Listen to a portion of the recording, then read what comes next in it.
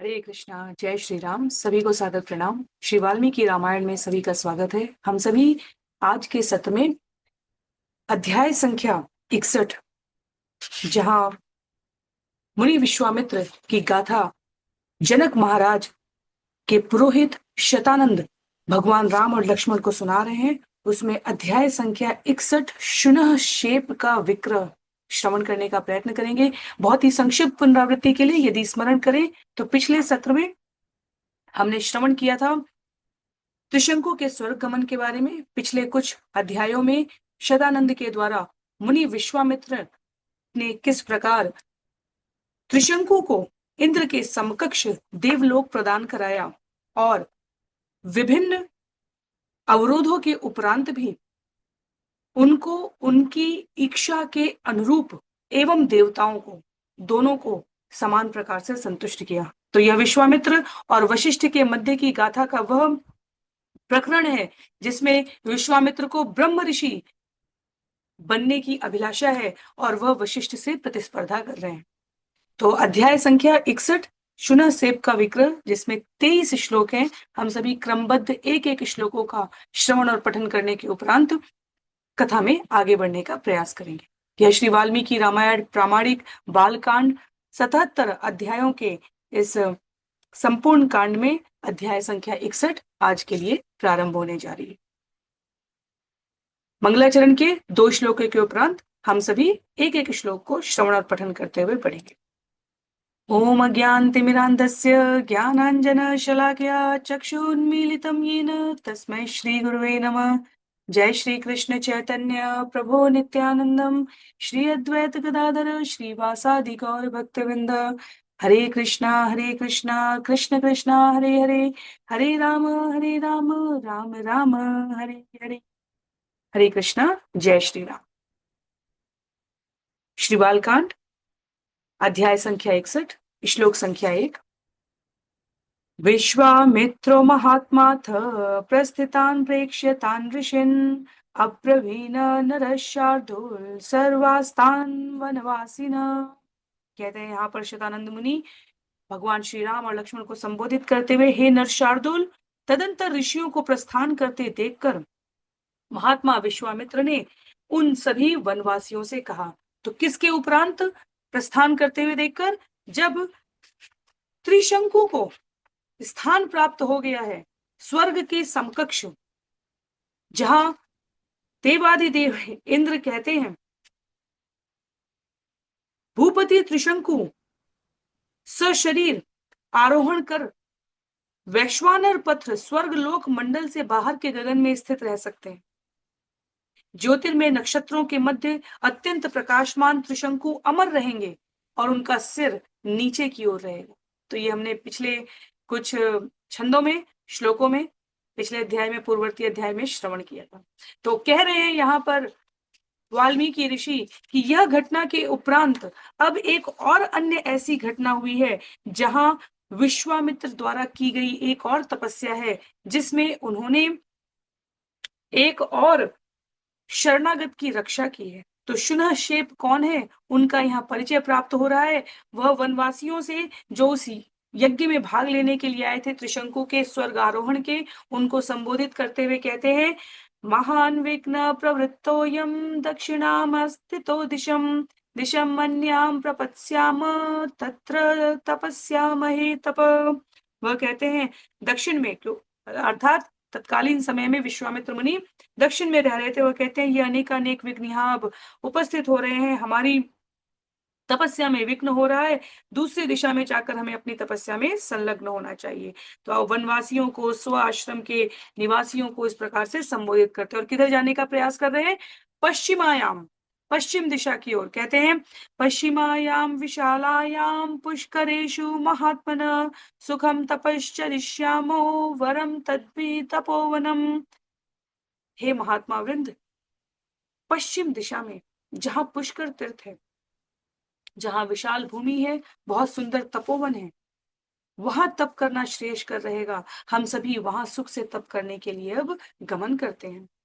एवं उक्त्वा महातेजा पुष्करेषु महामुनि नप तप उग्रम दुराधर्षम तेषे मूल फलाशना। लिखते हैं आचार्य यहाँ पर, ऐसा कहकर महातेजस्वी विश्वामित्र मुनि पुष्कर सरोवर के तट पर चले गए। फल मूल के आहार पर उग्र और असह्य तप करने में संलग्न हो गए। और इसी बीच घटना घटित होती है। एतस्मिन्नेव काले तु अयोध्याधिपति नृप अम्बरीश इति ख्यातो यष्टुम सम उपचक्रम। तो यह शतानंद के द्वारा भगवान राम के वंश में पूर्ववर्ती राजाओं की कथा सुनाई जा रही है। और वो कहते हैं कि त्रिशंकु के उपरांत समय घटना परिवर्तित होता है और अयोध्या के अम्बरीश नामक राजा ने अश्वमेध यज्ञ करना आरंभ कर दिया। तो पश्चिम दिशा में पुष्कर तीर्थ के समीप विश्वामित्र तपस्या कर रहे हैं, अपने आश्रम में निवास करने वाले वनवासियों परिजनों के संग। और यहाँ अम्बरीश ने अश्वमेध यज्ञ आरंभ किया। और हम सभी जानते हैं, धराधाम पर जब भी मनुष्य अश्वमेध यज्ञ करते हैं, किसी भी यज्ञ के घोर नियमित समापन की ओर होते हैं, देवताओं की ओर से इंद्र अवश्य उपस्थित हो जाते हैं। लिखते हैं यहाँ पर श्लोक संख्या 6 में, तस्य वै यज्ञमानस्य पशुम इंद्रो जहारः प्रणप्ते तु पशौ विप्रो राजानम इदम अब्रवीत। उनके यज्ञ के समय इंद्र ने यज्ञ पशु का हरण कर लिया। तो अम्बरीश राजा के यज्ञ पशु को इंद्र हरण कर कर ले गए। और पशु के इस प्रकार नष्ट होने पर पुरोहित ने राजा से यह कहा। तो नष्ट अर्थात अदृश्य हो गए हैं, वे लुप्त हो गए हैं।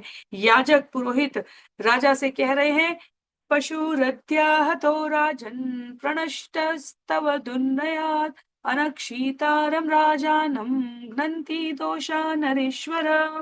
वह कहते हैं, हे राजन, आज यज्ञ, मैं स्क्रीन शेयर करने का पुनः प्रयास करती हूँ। कहते हैं, हे राजन, आज यज्ञ पशु चोरी हो गया है। अर्थात आपके अनवधान, असावधानी से ऐसा हुआ है कि किसी ने पशु मेध्य का हरण कर लिया है। यह उचित नहीं है, क्योंकि अरक्षित पशु के हरे जाने का दोष रक्षक के ही मस्तक पर जाता है। अर्थात यदि अश्वमेध यज्ञ में जो मेध्य पशु है उसकी रक्षा नहीं की गई, तो विफल रहने वाले राजा का नाश हो जाता है। आपको कलंक लगेगा, आप दोष के भागी होंगे। इसलिए आप तुरंत इसके लिए उपचार करें। प्रायश्चितं हत्येत नरं वा पुरुषर्षभ आनयस्व पशुं शीघ्रं यावत् कर्म प्रवर्तते। और पुरोहित बतलाते हैं महाराज अम्बरीश को कि हे पुरुषर्षभ, मेध्य पशु की हानि हेतु एक महान प्रायश्चित करना होगा। जब तक यज्ञ कर्म चलता रहे, उस अवधि में शीघ्रता से खोए हुए पशु को वापस ले आइए, अन्यथा किसी नर को ले आइए। तो यज्ञ कर्म आरंभ होने से पूर्व गो विक्रय करके खोए हुए मेध्य पशु के प्रतिनिधि को लाया जा सकता है, पर यज्ञ आरंभ होने में अब कुछ ही समय शेष है। तो यदि आप लुप्त पशु न ला पाए, तो आपको किसी नर को लाना हो। तो ये उपाय बताते हैं। ये उपाय सुनने के उपरांत महाराज अम्बरीश निकल पड़े। लिखते हैं यहाँ पर, उपाध्याय वच श्रुत्वा स राजा पुरुषर्षभ अन्विष महाबुद्धि पशुम गोवी सहस्त्रश। महान बुद्धिमान राजा सहस्त्रशः गौ के मूल्य पर 1000 गायों का मूल्य हो, इस प्रकार पुरोहित के वचन को सुनकर एक नर पशु के अन्वेषण के लिए, यज्ञ पशु को लाने के लिए चल पड़े। देशान जनपदांस्तांस्तान नर नगराणि वनानि च आश्रमाणि च पुण्यानि गार्गमाणो महीपति। लिखते हैं यहाँ पर, उन्होंने यज्ञ पशु की तलाश में अनेक देश, नगर, जनपद, वन, आश्रम और तीर्थ सब ढूंढ डाले। वह विभिन्न स्थानों पर भ्रमण करते रह गए, पर उन्हें कुछ प्राप्त नहीं हुआ। पर वह कहाँ पहुंचे? इस प्रकार भ्रमण करते हुए वह पहुंचते हैं भृगु मुनि के आश्रम में। सपुत्र सहितं तात सभार्यं रघुनंदन भृगु तुंगे समासीन मृचिकम संददर्शः। नरपशु को तलाश करते करते अम्बरीश भृगुतुंग नामक किसी पर्वत के शिखर पर भार्य और पुत्रों सहित बैठे हुए ऋचिक मुनि को देखते हैं। क्षमा कीजिए, भृगुतुंग यहाँ पर पर्वत का नाम बतलाया जा रहा है। उस श्रृंखला के निकट पुत्रों सहित, भार्या सहित, पत्नी सहित ऋचिक मुनि बैठे हैं और उनको देखते ही अम्बरीश ने अपनी विपदा उनके समक्ष निवेदित की है। कहते हैं, तमुवाच महातेजा प्रणम्याभिप्रसाद्य च ब्रह्मर्षि तपसा दीप्तं राजर्षि अमित प्रभ। महाप्रतापी राजा मुनि को सादर प्रणाम करते हैं, उनसे आशीर्वचन की याचना करते हैं और अमित प्रभावान, अत्यधिक प्रभावान, दीप्तिवान राजा ऋषि के तप को देखकर, जो ब्रह्म ऋषि ऋचिक कहे गए हैं यहाँ पर, उनके सर्वांगीण कुशल मंगल को देखकर उनसे कुछ निवेदन करेंगे। क्या करेंगे? दृष्ट्वा सर्वत्र कुशलम ऋचिकम तमिदं वच गवां शत सहस्रेण विक्रीणेशे सुतं यदि पशोरर्धे महाभाग कृत कृत्योऽस्मि भार्गव सर्वे परिसृष्टा देशा याज्ञेयं न लभे पशुम। बहुत ही विस्मय कर देने वाला संवाद है यह। हमें स्मरण रखना चाहिए कि यह कथाएं भगवत प्रेरणा से, भगवान की योजना के अनुसार धराधाम पर घटनाएं और कार्यविधि किस प्रकार गतिमान रहे, उसके अनुरूप हो रही हैं। समस्त देश नगर जनपद भ्रमण करने के उपरांत यहाँ भृगुतुंग श्रृंखला, पर्वत श्रृंखला के पास ऋषिक मुनि के जो ब्रह्म ऋषि हैं अम्बरीश कहते हैं, आपके द्वारा यह पूछे जाने पर कि मेरा कुशल मंगल कैसा है, हे महाभाग भार्गव, मुझे आपको सूचित करने दें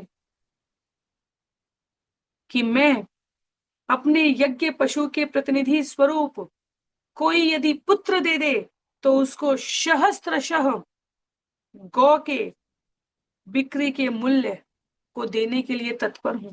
मैं कृतकृत्य हो जाऊं यदि कोई मुझे इस प्रकार समस्त देशों में विचरण करने के उपरांत यज्ञ पशु न प्राप्त होने पर भी उचित मूल्य स्वीकार कर अपना एक सुत, अपनी एक संतान यज्ञ पशु के रूप में दे दे। दातुम अर्हसि मूल्येन सुतम एकम मितो मम एवमुक्तो महातेजा ऋचिक तव ब्रवीत्वच। वह कहते हैं यहाँ पर, एक सुत आप प्रदान कर दे मुझे अपना, और उचित मूल्य मैं आपको देने के लिए तत्पर हूँ। यह सुनने के लिए एवं मुक्ता महातेज ऋचिक तव ऋचिज। कहते हैं महातेजस्वी ऋचिक मुनि ने उनसे कहा, संबोधित किए जाने पर, नाहम ज्येष्ठम नरश्रेष्ठ विक्रीणीयाम कथंचन ऋचिकस्य वच श्रुत्वा तेषां माता महात्मनाम। राजन को संबोधित करते हुए ऋचिक मुनि कहते हैं कि हे नरश्रेष्ठ, मैं अपने ज्येष्ठ पुत्र का कभी विक्रय नहीं करूंगा, अर्थात मैं अपने ज्येष्ठ पुत्र को आपको नरपशु के रूप में नहीं प्रदान कर सकता। उनके दो और अन्य पुत्र हैं, उनका प्रतिषेध नहीं किया है ऋचिक मुनि ने, क्योंकि राजा राज्य की रक्षा के लिए, कल्याण के लिए कार्य कर रहा है। तो प्रजा के रूप में ऋषि वर्ग का प्रतिनिधित्व कर रहे ऋचिक का उत्तरदायित्व है कि वह उनकी सहायता करें। तो उन्होंने अपने एक ज्येष्ठ पुत्र को यहाँ रक्षित कर लिया। वह राजा को स्वीकृत भी नहीं कर रहे हैं और अस्वीकृत भी नहीं कर रहे हैं। पर जैसे ही उन्होंने कहा कि मैं अपने ज्येष्ठ पुत्र को नहीं दूंगा, उन महात्मा की भार्या ने अपने पति के इन वचनों को सुनकर कहा, उवाच नरशार्दूलम् अम्बरीशम् इदं वच अविक्रेयं सुतं ज्येष्ठं भगवानाह भार्गव। महातेजस्वी ऋचिक के उन वचनों को सुनकर उनके पुत्रों की माता, तपस्विनी माता अम्बरीश से कहती हैं, अविक्रेयम सुतम ज्येष्ठम। यदि ऋषि कहते हैं कि ज्येष्ठ पुत्र अविक्रेय है, तो मैं भी आपको कुछ बतलाना चाहती हूँ। क्या?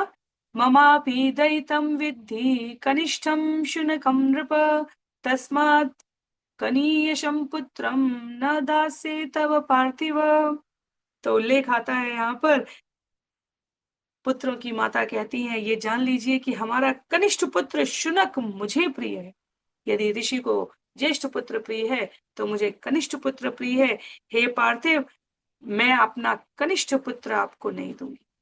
प्रायेण हि नरश्रेष्ठ ज्येष्ठा पितृषु वल्लभा मातॄणां च कनीयान् तस्माद् रक्षे कनीयसम्। तो वो कहते हैं यहाँ पर वाल्मीकि मुनि की शतानंद भगवान राम को सूचित कर रहे हैं। माता ने शास्त्र का संदर्भ देते हुए कहा है कि हे नरश्रेष्ठ, प्राय पिता को वल्लभ ज्येष्ठ पुत्र प्रिय है होता है और माताओं को कनिष्ठ पुत्र प्रियतम होते हैं। अतएव यदि पिता अपने ज्येष्ठ पुत्र की रक्षा कर रहे हैं तो मैं अपने कनिष्ठ पुत्र की रक्षा करूंगी। उक्त वाक्य मुनो तस्मिन् मुनि पत्न्यां तथैव च शुनः सेप स्वयं राम मध्यमो वाक्यम अब्रवीत। तो यह बहुत अधिक प्रचलित कथा नहीं है और हम सभी के लिए कुछ अर्थों में यह अनेकों प्रकार से नूतन है। शास्त्र की दी गई सिद्धांत नियमावली को जीवन में व्यवहारिक रूप से कैसे पालन किया जाए, राजधर्म उपस्थित हो जाने पर ऋषि ऋषि पत्नी किस प्रकार से राजधर्म का निर्वहन भी करें और अपने व्यक्तिगत परिवार की रक्षा भी किस प्रकार से करें, उसका यहाँ हमें संदर्भ प्राप्त हो रहा है। जब पिता ने ज्येष्ठ पुत्र वल्लभ की रक्षा कर ली और माता ने कनिष्ठ पुत्र शुनक की रक्षा कर ली, तो जो मध्यम पुत्र है, मझला पुत्र है, शतानंद कहते हैं हे राम, मुनि और उनकी पत्नी की इस वार्ता को श्रवण करके उनके मझले पुत्र शुनह शेप स्वयं राजा के समीप, अम्बरीश के समीप स्वयं रामा मध्यमो वाक्यम अब्रवीत शुनह सेप ने स्वयं आकर कुछ कहा। क्या कहा? पिता ज्येष्ठम अविक्रेयम माता चाह कनीयसम विकृतम मध्यमम मन्ये राजन पुत्रम न्यस्व माम। कहते हैं शुनहशेप, पिता को ज्येष्ठ पुत्र अविक्रेय है, अर्थात वह उसको नहीं देंगे आपको, और माता कहती है कि कनिष्ठ पुत्र का विक्रय नहीं होगा। इसका अर्थ ये हुआ कि मैं मध्यम पुत्र पहले ही विक्रय किए जाने के लिए सुनिश्चित हो चुका हूं। तो हे राजन, अब आप कृपया मुझे अपने साथ ले चलें। बहुत साहस की बात है, यह बहुत नीतिपरक बात है और सामान्यतया बहुत अधिक प्रियकर बात नहीं है ये। शुनहशेप कहते हैं मध्यम पुत्र ऋचिक ऋषि के कि ज्येष्ठ और कनिष्ठ की रक्षा माता पिता के द्वारा की जा चुकी है। राजधर्म नागरिक के कर्तव्य का निर्वहन करने के लिए मुझे अपने आप को प्रस्तुत करने में कोई विशेष आपत्ति नहीं है। मैं आपके संग चलने के लिए प्रस्तुत हूँ। अथ राजा महाबाहो वाक्यान्ते ब्रह्मवादिन हिरण्यस्य सुवर्णस्य कोटिभिः रत्नराशिभिः गवाम शतसहस्रेण शुनशेप नरेश्वर गृहीत्वा परमप्रीतो जगाम रघुनंदन। कहते हैं यहाँ पर हे राम, हे महाबाहो राम रघुनंदन, जब वैदिक ऋषि ने अपनी वाणी को विराम दे दिया तब कोटि रजत मुद्रा, स्वर्ण मुद्रा, रत्न राशि के साथ साथ शत सहस्त्र गौ के मूल्य पर शुनह शेप को लेकर अत्यंत प्रसन्नता के साथ नरेश्वर राजा प्रस्थान कर जाते हैं। तो अम्बरीश की जो कथा हम सभी ने अधिक प्रसिद्धि के रूप में सुनी है, वह दुर्वासा मुनि के साथ उनके संवाद को श्रवण किया है। पर यहाँ विश्वामित्र के पराक्रम की, उनके तपश्चर्या के एक और महत्वपूर्ण कथाक्रम के उल्लेख में हम अम्बरीश के इस अश्वमेध यज्ञ में नर पशु के रूप में ऋचिक मुनि के मध्यम पुत्र शुनहशेप को ले जाने की कथा श्रवण कर रहे हैं। इसमें विश्वामित्र मुनि का कहाँ हस्तक्षेप होता है, कहाँ प्रवेश होता है, यह अगले अध्याय संख्या 62 में दिया गया है, शुनहशेप की रक्षा के विषय में। यहाँ अंतिम श्लोक है आज के अध्याय का। अम्बरीशस्तु राजर्षि रथम आरोप्य सत्वर शुनशेपम महातेजा जगामाशु महायश।